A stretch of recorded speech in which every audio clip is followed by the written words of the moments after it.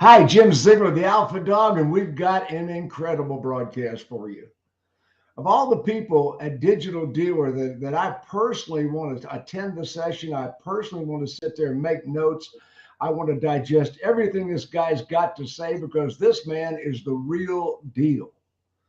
Now, there's a lot of people out there that have a lot of Facebook credentials, but they're not doing it in the real world with real customers. Not so with my good friend Kevin Frye from the Jeff Wyler Group. Hey, big guy. Jim, it's great to join you today, and it's going to be even better seeing you in person at Digital Dealer. I don't think I've seen you since pre-COVID. It's been a while.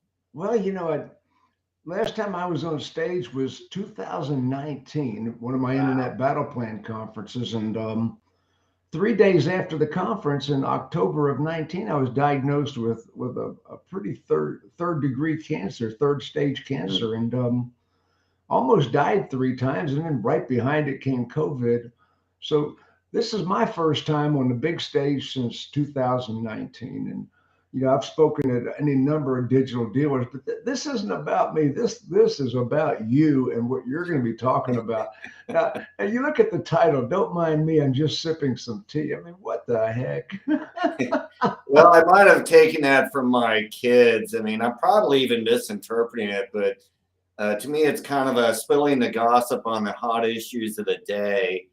And I thought it would be really helpful at Digital Dealer. I'm just going to take some topics and really go in a discussion type format. Everyone that knows me knows that I speak very directly. I'm sure I'm going to antagonize and aggravate some people, but I guarantee this: if you come into my session with an open mind, I think I'm going to make you question pretty closely some of the things that you've been doing and we've been doing for several years. Well, it's amazing. We get steered by the vendors and the manufacturers into believing a lot of car mythology that doesn't work in real life and real customers in the real world. How many dealerships does Wyler have? I mean, you guys are expanding. We are. We literally just bought 8 more in a 6-week period, which next to killed me, let me tell you. But it's great because we're growing.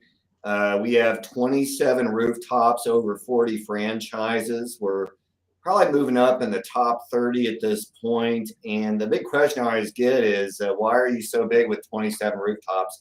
It's all the auto malls we have. But I'm thrilled to death to be with a great growing automotive family. Oh, Wyler is legendary. I know Jeff. I know the crew. I mean, you guys are incredible, and you're top performers. I mean, you haven't got 27 rooftops. You got 27 juggernauts. I mean, these do, I mean, and it's a lot of it has been don't be too humble here. It's because of you personally. I mean, you with your technology and staying on top of the issues. And I know it's all because digital retail has accelerated you guys. Digital retail is the answer. Digital retail was, we were probably the first in the Midwest to come out and start playing with it. And let me tell you, like a lot of leading things, we got a lot of black eyes and bloody noses in the process. I've shared our efforts with Wyler Direct, which is now one of our most successful tools. The biggest tidbit I give you this would give everybody listening is this: your KPI for success with a digital retailing tool is not sales made end to end. To me, it's about how many deals are being penciled. And last month, we had over 55,000 deals penciled with Wyler Direct. And what we're doing is we're winning the battle of engagement. We're winning that decision to get the consumer to choose us to buy from. So we're doing well with that. We're looking at 100% online retailing. Watch us in the upcoming months. We got more exciting stuff coming. 100% retail. That is the elusive unicorn that everybody's been trying to catch. They get close to it, but do the consumers really pull the trigger on the internet, or do they still come in? It's a small amount, and by that I'd say probably less than 5%. But I do believe, because I'm always thinking 5, 10, and 15 years out, Jim, we're going to have to play in that playground with the likes of Carvana and Vroom. But here's the reality. There's a couple things going on here. Number one, the people going to Carvana and Vroom right now are not even considering traditional dealers for a 100% online retail experience. So if you play in this They're playground, not even trying it. I'm sorry? They're not even trying to buy through a traditional retailer. They're going straight to Carvana, straight Yes. to Vroom. You're 100% right. So it's an incremental sale because they're not considering us now. But if you take a step back, Jim, we as dealers have a tremendous advantage in this arena because I follow it closely. If I buy a car, for example, from Carvana, and then I have issues with the vehicle after the sale, usually get caught up in this circle of Carvana saying contact the warranty company, and the warranty company saying contact Carvana. And you have a consumer who at the end of the day is not satisfied. We've been in business since 1973, and I can guarantee you this: if you have an issue with the car after you purchased it, we are there to not only resolve the problems, we're here for the future, for servicing, repairing that vehicle, and much more. So you are emotionally involved in the community. You are emotionally involved in the community. I mean, this is yeah. You are community minded. And they can't claim that. The mercenary managers. I see where you're coming from. So anyway, the latest gossip of sipping some tea. Every one of your sessions at Digital Dealer has been overflowing, sitting on the floor, lining the walls, trying to look in the door to see Kevin. I mean, you are the star of Digital Dealer in my estimation. So I'm flattered by the kind words. There's a lot of great talent. And I think one of the big things, Jim, that you're doing well right now, and I'm doing my best, is to identify and uplift the next round of young talent that's out there. But if I'm going to share my secret sauce, it's really simple. If you want to lead and you want to innovate, you have to constantly question everything you're doing and ask yourself, is there a better way to do it? And that includes things that we might have been doing successfully for 5, 10, 15, 20 years. And I know you're right in that same arena with me, but we've all that's how we changed. do the sport. We've all changed. There are videos of me on the internet teaching Foursquare. Folks, I don't teach that anymore. I would never teach that. I was watching some hillbilly on the internet the other day teaching things I taught 30 years ago. Wow. I have changed and I have moved with the paradigm shifts in the industry, and everybody needs to consider that. Kevin, why do they need to go to Digital Dealer? What's so important about this conference? All right. Well, the number one benefit to me from Digital Dealer, hands down, is the networking. It really is. You connect, especially with other dealers, forward-thinking vendor partners that help you to progress. Because if you're always in the dealership, you're going to get stuck in a rut. I guarantee it. You're going to keep doing the same thing each and every day. And in as much as we're all like so busy, we don't want to leave for a few days to go to a show like Digital Dealer, I'm telling you, every time I return, I'm recharged. I have new ideas, I've got new solutions, and I come out as a better dealer as a result. Well, SEM, pay-per-click, organic, Google is the god. I mean, if you have a handle on Google, you have won the battle. I mean, come on. Well, that's definitely one of the things I've been questioning, and I know now I'm going to question SEO. No, wait a minute. You are sacrilege against the gods of the internet. Yeah.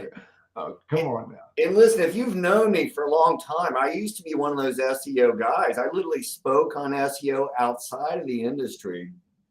But the way I'm going to portray this, I want people to understand I am not anti-SEO, but I am going to make you question whether or not there are better decisions, better strategies for your money on targeting a certain term or consumer via SEO or with some other strategies. And I'm confident by the time I lay out what we're doing differently, we're getting a heck of a lot more impact for our money than we are with the traditional SEO stuff that we can buy. SEO, SEM, truthfully, if you're number one in Google right now, you are below the fold because the map pack has taken it away from you anyway. Well, I mean, the thing you have to understand, and I remember with your Google AdWords and Google Analytics, when you could see every single term that people searched on to get to your dealership. I can guarantee you this, hands down, the number one term that people will type into Google to get to your website is going to be your dealership name. So there is a strong argument to Wait a be made. second. That is against everything that everybody else is teaching. All the SEO guides say don't even worry about your name. If they know your name, they're going to find you anyway. So I take the approach that you can brand instead. If I really want to target, for example, Chevrolet brake repair in Cincinnati, I can either build a page and work my dickens off to try and get people to go to that page organically, which, by the way, is not free traffic, because you paid someone to build that page, or you have your own time and labor in that page and all of those efforts. And then I compare the traffic that I drive with that page versus what if I just run a video campaign on YouTube telling anybody and everybody that the best place to get Chevrolet brake repair in Cincinnati is at Jeff Wyler. And I'm finding that I can get, hundreds of thousands to millions of impressions on that term versus maybe 1,000 people that show up on that page that have less than a 1% conversion rate. When I get in deep, the results will shake you up. So I'm not on a mission to bash on SEO people by any measure, but I'm telling you, as a smart digital dealer, you need to consider the options you have to choose. Well, you're doing it in the real world with real customers. I mean, there's a lot of people that are theorizing that it should work. If I did this, it might work. Google Analytics 4, what's that all about? So I would recommend this first. Analytics 4, I still don't think is completely resolved. It's the next level of deep analytics that Google is providing.